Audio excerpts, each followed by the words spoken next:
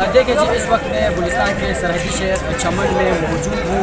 बल्दिया विश्व कप में इस वक्त मैं मौजूद हूँ।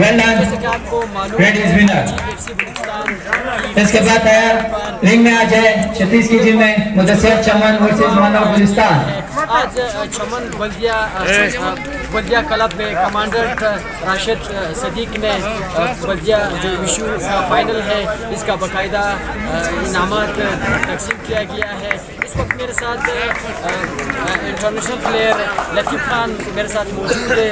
आइए उनसे पूछेंगे कि वो फाइनल के हवाले से ओवरऑल जो इवेंट है उसके हवाले से क्या कहना चाहते हैं।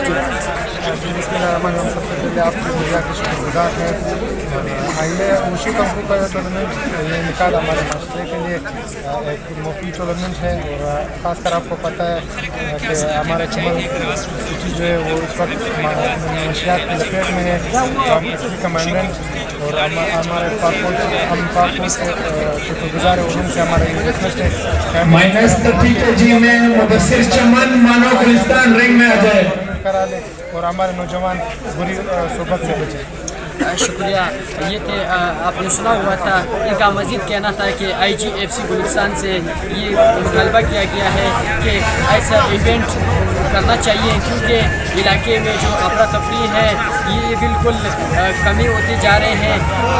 कोच और आवाम के दरमियान में जो दूरियाँ हैं वो भी नज़दीक हो जाएंगे। साथी रिपोर्टर नजीब खुशाद के साथ साथी मोहम्मद कसीम चमन।